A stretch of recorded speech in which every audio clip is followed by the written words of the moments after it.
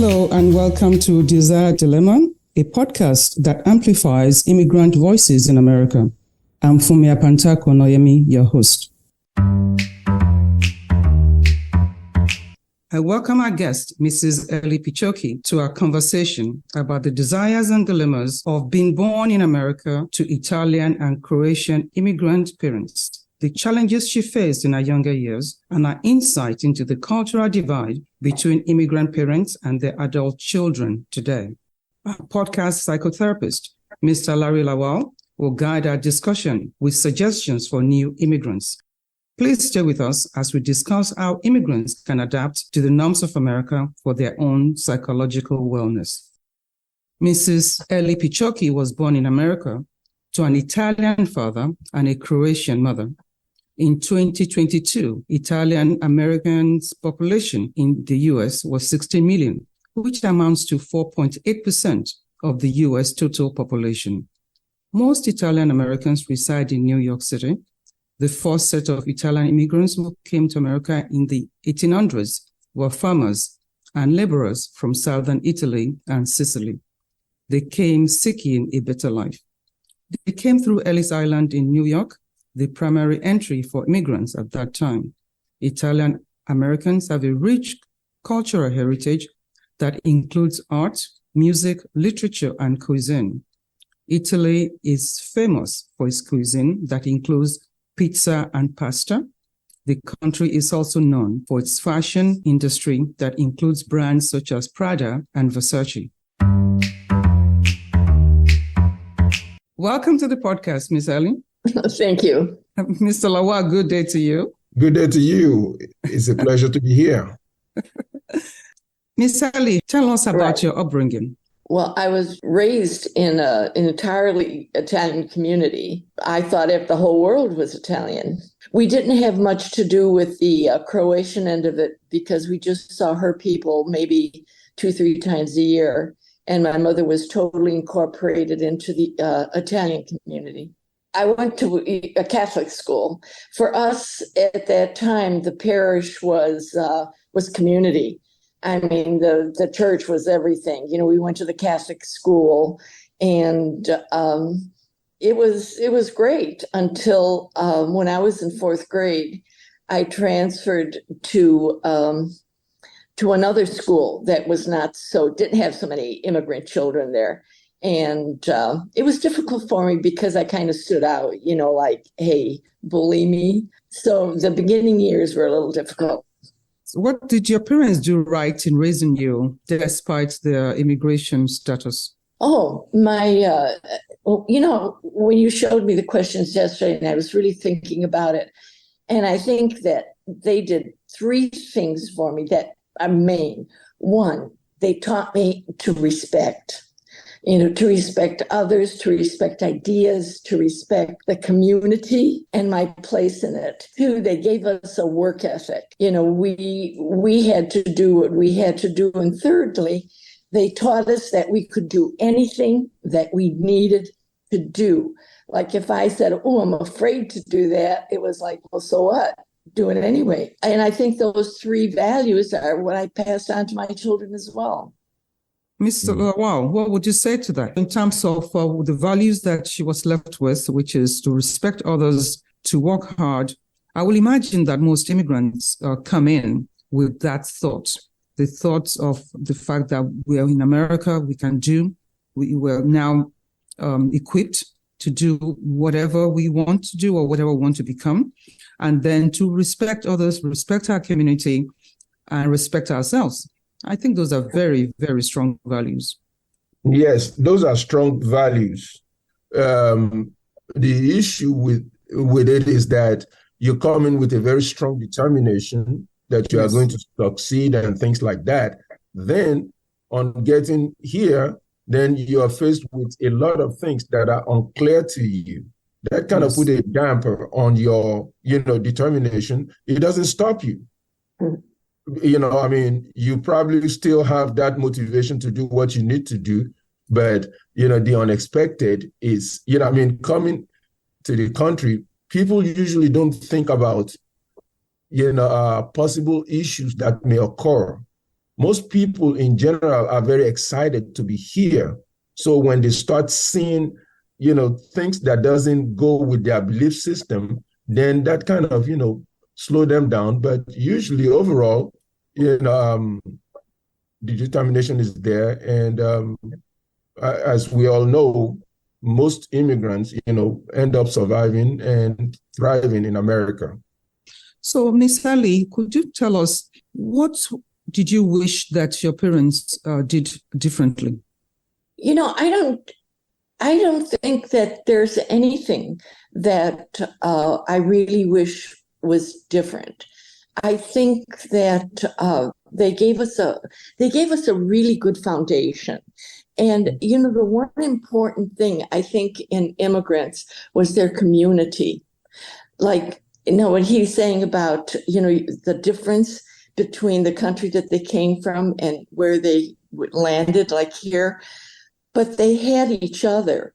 They had, they had like for us, we had Italian stores, Italian churches.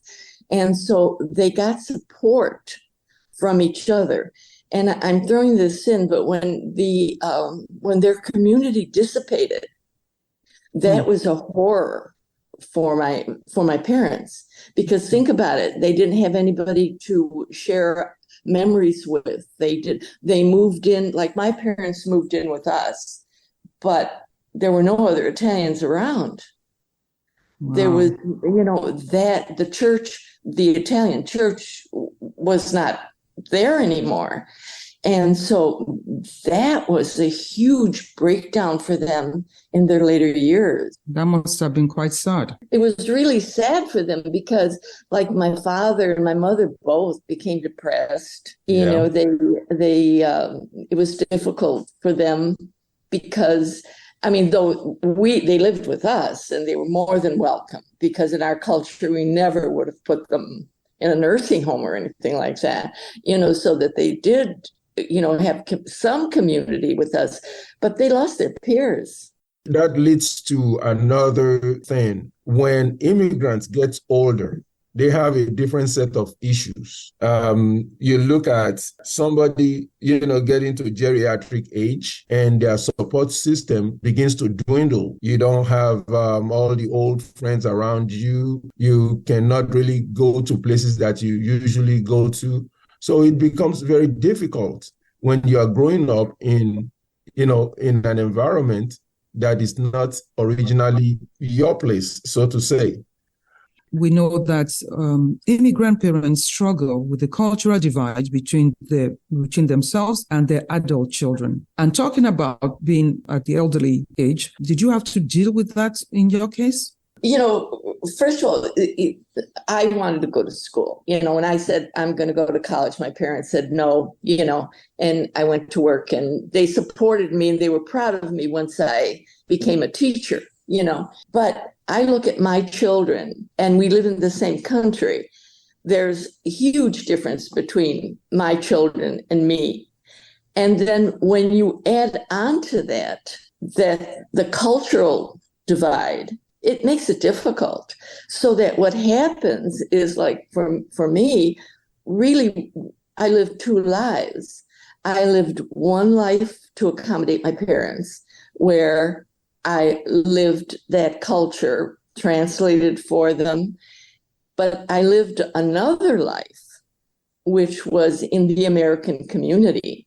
And they didn't mix that much. Like, I was not free to, say, confide in my mother things that maybe I could have if she was an American, because I knew she wouldn't understand. And I knew that perhaps some of the things, even though they were innocent, would hurt her. So I just didn't tell her. Like I said, I lived two separate existences. So how did you overcome that for you? And how did that influence the way you interacted with your children? Well, it never overcame. That was true till the day they died. I did not burden them with my problems, As far as my kids go, I married a man who was brought up in the same kind of environment, So we divide, like I did all of the housework, took care of the children, and I studied when I had time. That wasn't priority. But he was a good man. I'm not complaining about that at all. I'm saying that this is the roles that we assumed, and it was not the roles I wanted my children to assume. So, for example, my boys cleaned house and my girls did the lawn as well. And I taught them to be their own person, that they should get educations, they should be able to support themselves, and that they should bring to their partners an equality, whether they were the boys or the girls. I mean, I didn't feel that I wanted them to slip into the role where my girls would do the washing and the cooking, and that was it. I wanted them to be equals with their partners and to be able, more than that, I wanted them to be able to take care of themselves. Mm-hmm. And I think I accomplished it. Bravo, because that's not easy today. But that is a very good thing. You did very well. And yes. At the end of it, one will say that you really coped very well. You adapted very well to the situation in your host country. But that brings me to one of the issues that we addressed on our last podcast, and maybe I can just elaborate a little bit on it. And that is the concept of acculturation, which is the mastering of the beliefs, behaviors, and values of your host country with that one of your native home. In this concept of acculturation, there are two tracks to it. One track is dual socialization. The dual socialization is, when you have two cultures, that exist independently, which is, you master, the culture of your home country, and then you master the culture of your host country, and then you can kind of do the two separately, which is when you're at home, you kind of do things according to your homeland culture, and when maybe you're at work or school, you assume the culture of your host country. Okay, that is dual socialization. But now the other part of it is biculturalism. So biculturalism now, that is one that you are able to merge the two cultures together. And that is the one that is very difficult for most people to do. Because when you're at home, the set of demands is very different from when you are outside in your host society. So that is, but for you to be able to have managed and cope within all that, you've done very well. And, at this point, Ms. Ellie, could you help us then in maybe giving advice to those who are new in America and maybe give them what you had to do, not only to survive even while you were growing up, but also what you had to do to hold your family together? Well, first of all, Italians believe very strongly in family. It's really basic. Even now, my grandchildren, my children, they believe very strongly in family. And in thinking about it is like, say for Christmas is a good example, is that we weren't that much for gifts. I mean, the kids got stuff, but it wasn't that the holiday was focused on giving a million presents. Our holidays are still focused on everybody cooks together. Everybody, even the little kids, they're all treated as vital parts of the family. The little kids get to do little kids part of the cooking, but they cook, and so that gives them a feeling of being part of the family, not just being, go and play while the adults do this. And the kids are always incorporated. Like if we play cards or play something, the kids are incorporated too, and they're treated as real people, not just placated. And I think that does a lot, because from the get-go, it teaches them that they are part of the community that will support them. That's quite on point, because as you were saying all of that, I kept thinking that that's a little different from the way I was raised, which is that you have your parents and then you have the kids. And you don't really know what's happening to your parents unless, because they won't tell you what's going on with them, because they don't want to bother you. And that, for me, became my norm, right? And I see my kids doing the same now. And I hope I can turn it around, and I will try to. So to listen to you, I'm just glad that you were able to share that. One thing that you have to remember, I translated for my parents. Yes, and so there was very little that they could hide for me, because we went to they had to go to the doctor who was, the GP, that spoke Italian, but right. Like my mother had to go to a specialist, or if they were negotiating some plumbing work in the house or banking or whatever, it was through me. And so I knew everything. So you had that advantage. Well, that's a good one. I wish I had done that. Well, that is something very interesting. It's very interesting for you to actually be a support system to your parents. You did it while you were young, and when they got older, you kind of continued the support. That's good. Yeah. What would you say you're grateful for about being born to immigrants in America? Oh, the exposure, the intellectual stimulus. It didn't stop with just okay, I'm Italian. It opened me up. Like, I took French cooking lessons. I took, I delved into other cultures, and so do my children. They're very, very eclectic. And I think that it started with the, that dual exposure. I wasn't just like, I live on the South Side, so it's of Chicago. So like South Side Irish, that's what they know. No, we expanded, and then throw in my mother's Croatian, which we did see them, like I said, 2-3 times a year, that it just opened up the whole world for us. And my kids continue that. My daughter was an au pair in France, and she was an au pair, and she worked in Italy. My son took classes in China. So I'm very proud of that they are very, very eclectic people. That's beautiful, because especially today, knowing what's going on in the world, I think we all need to know about people around us and what's actually happening in the world today. One thing, though, you did say that when you were growing up, you are not called by your given name. No, that was my given name is extremely difficult for Americans. And so when we were really young, somebody asked my sister what my name was, and she corrupted it to Elide. And so that was kind of, the kids teased me unmercifully, day, holiday, what holiday, and they made fun of the name until, and then I went to college.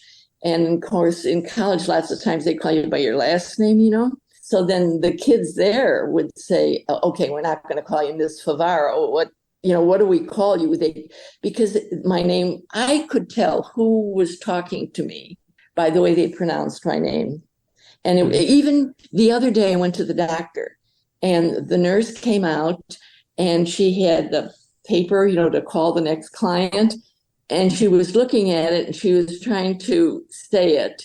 And even before she said, I said, it's me. I knew that it was me, and then you throw in my last name. So it was, I was an adult when I decided enough. And I just started to call myself Ellie, which is like a diminutive, you could say, of the name. But my sadness now is that since I no longer really speak Italian, because I have no one really, no one uses my correct given name anymore. And that was kind of something I had to come to terms with. That is a very good point that was brought up about, the name. See, that's one thing that a lot of immigrants struggle with. It doesn't matter where you come from, the names are different. And, upon getting here, people just try to find an easy way out, to call you something, and they change your name. It's a different story if you voluntarily change your name. But if somebody decided that, hey, this is what we're going to call you, you feel like, hey, you are taking something away from me. My parents, they gave me this name, as an identity. And so if somebody changed it against your wish, and you look like, you feel like, hey, I don't have too much of a choice but to accept it, later you look back and say, why did I let them do that to me? They took away my identity, and that is very dear to my heart. So a lot of people still struggle with that, even into old age. But the thing I usually tell them is that, hey, look, that, you've made the best of who you are, and you are comfortable with yourself. So the issue of, name change involuntarily, yes, that exists, but just be comfortable with what you are, what you've been able to accomplish, and that is your real identity at this time. That is what I usually tell people. But yes, you are not alone. A lot of people feel like that.